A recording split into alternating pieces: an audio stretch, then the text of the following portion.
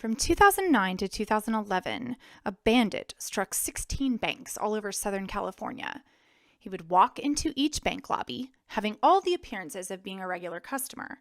Holding a leather case, he would approach the teller, and before the teller could react, he would pull a revolver from the case and silently hand the teller a note.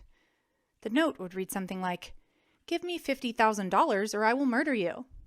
Then, sometimes he would speak, giving more directions, and sometimes he wouldn't. The amount of money he got away with is an FBI mystery.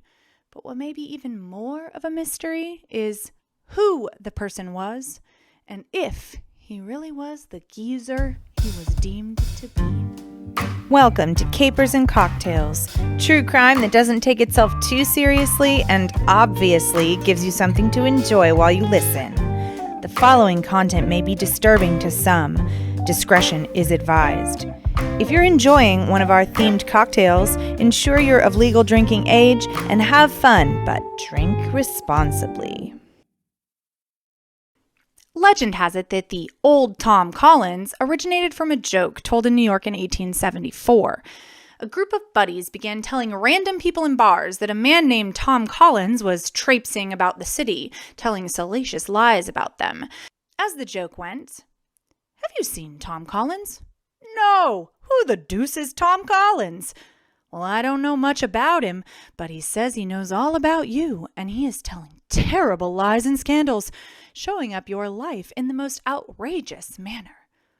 "Where can I find the scoundrel?" "He generally hangs out at the Capers and Cocktails saloon. Suppose we go for him?" "All right." And then the group would go to that bar, and then another, in search of the rascal Tom Collins to show them a piece of their mind. This actually not that funny joke went 19th century viral. Newspapers even dubbed it the Great Tom Collins Hoax of 1874. According to the Steubenville Daily Herald, quote, "Frantic young men rushed wildly through the streets of the city, hunting the libelous Tom Collins," end quote. Shouldn't a newspaper know that libel means written? Anyway, lots of people made the joke explode, and it even became fodder for newspaper advertisements. Man, history really is a circle. But because men, and let's be honest, they were men, were barging into bar after bar demanding to beat up Tom Collins, a bartender somewhere invented or renamed a cocktail named the Tom Collins to serve those who asked for the imaginary man. And here it is for our drinking pleasure today. So for this drink, you're going to need gin, lemon juice, simple syrup, club soda, a drizzle of maraschino cherry juice, and a maraschino cherry for garnish. For the mocktail, it's exactly the same. We just eliminate the gin.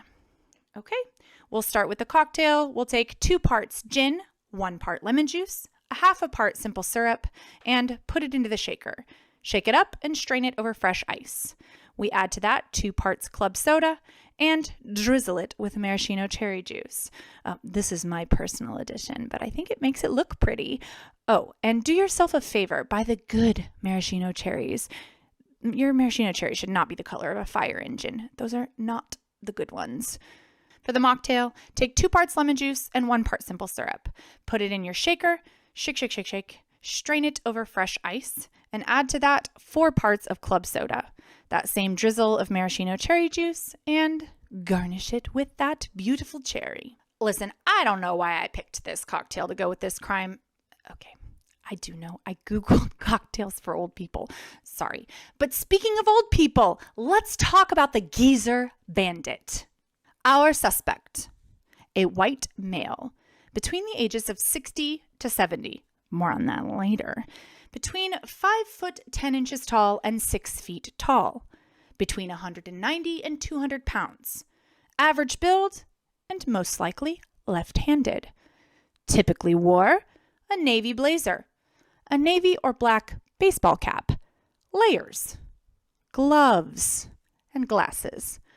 Packing, a leather bag, a day planner, threatening notes, a plastic note to carry money in, and heat in the form of a revolver, although he never used it. During one robbery, the geezer bandit came with an oxygen cylinder in tow and used tubes connected to it to breathe. Good Lord. His first crime was committed on August 28, 2009, in a U.S. bank in Santee, California. Santee is a suburb of San Diego. Over the course of 2 years, he committed 16 bank robberies. 11 of these heists took place in San Diego County. He would stay in that general area for the entirety of his spree. A couple of the heists, including his June 24, 2010 robbery of the Bank of America in Temecula, California, and the Bank of America heist in Goleta, California on January 28, 2011, were pretty far outside of the San Diego metro area. I pronounced those names right, didn't I? I practiced. Anyway, he might have had a soft spot for Bank of America, or they had a soft spot for bank robbers, because 6 of the 16 robberies were committed at a Bank of America. That's first place as far as his bank robberies are concerned. I don't know. 4 were U.S. banks, 1 was a Wells Fargo, and the rest were local or regional banks. For a while, he was robbing banks every month and sometimes twice a month. He was a pretty steady criminal. He did take 2 4-month breaks between robberies, however, including before his last crime. His last robbery was his heist death knell, as it turns out. Heist number 16 was at the San Luis Obispo Bank of America on December 2nd, 2011. It had some uncharacteristic sloppiness. When he entered the bank, as he pulled the demand note out of his bag, it dropped on the ground where he left it. When he was handed the money, there was a dye pack attached to it, and it exploded. The money is then useless. In the parking lot, he left behind at least some of the cash, now stained red as well.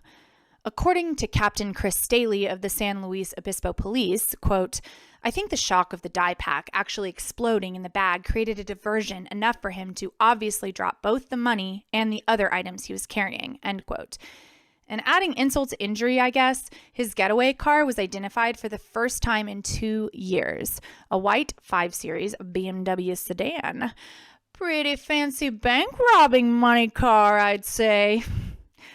I think he actually stopped robbing banks because he recognized that his luck was running out and he must have found another way to get cash. Or maybe it's because of what happened a little later in December. On December 21st, 2011, the FBI released a press release in which they offered a reward of $20,000 for information that led to the arrest and conviction of the geezer Bandit. The FBI actually is the one credited with dubbing him as the Geezer Bandit for his geriatric appearance. Among other things, the press release said, quote, "The Geezer Bandit should be considered armed and dangerous," end quote. The Geezer Bandit was also profiled on America's Most Wanted in January of 2011, but even John Walsh couldn't get him caught. And that's probably why he stopped committing bank robberies. His face, more on that later, was plastered everywhere. He didn't like the heat, so he got out of the kitchen. Smart. The Geezer Bandit gained somewhat of a cult following in the internet age. He has a Facebook page in his honor with over 3,000 followers. You can even get some of your own Geezer Bandit gear on a website I've linked in the sources part of the description box, including a Geezer Bandit for President t-shirt and a Geezer Time trucker hat. The Nashville Hype wrote the Geezer Bandit theme song, which you can listen to on YouTube. It has some really funny lyrics. I'll read you a few. "He's a one-man Bonnie and Clyde, and he could do this for the rest of his life. Just one problem, time ain't on his side, because in a few months he'll be 95. I really enjoyed that song. Okay, but the $1 million question. Well, I think the actual $1 million question is, who is this person? But the second question is, was he really a geezer? Was he someone's grandpa struggling on Social Security? Was he reliving his glory days, testing the theory that we unconditionally respect our elders? There's some pretty telling evidence that he might not actually have been geriatric. Melissa Teixeira, the bank teller who came eye to eye and face to face with the alleged septuagenarian at the Heritage Oaks Bank in Morro Bay on May 27, 2011, had this to say, quote, "I know he was wearing a mask. When he first came in, the color of his face seemed very off. It seemed almost like waxy. I noticed that there was a circular hole in the center of his ear, and I realized it was a mask," end quote. She said she thought he might be in his 20s or 30s. Many witnesses like Melissa have also described the man as wearing a Halloween-like old man mask, having an odd skin tone, and conspicuously wrinkle-free hands. And then there's the last robbery. Remember the one with the red dye number 5 and the BMW? Well, it turns out he didn't saunter his way out of the bank like he had with the others. No, he ran. Many witnesses say he ran like a youth. More speed, less arthritis. More vigor, less shriveled lungs. Well, if he wasn't an older, albeit sprightly, man in his 70s, it's possible one of San Diego's most notorious bank robbers is still committing crimes. Special Agent James Stinnett with the FBI in San Diego speculates as much. He also believes that when this guy was the geezer, it was more than just skills, saying, quote, "He is the luckiest person I know. The fact he's only received 1 security device out of 16 robberies is phenomenal," end quote. The geezer bandit continues to have Lady Luck on his side. And as it turns out, their age probably doesn't matter anyway.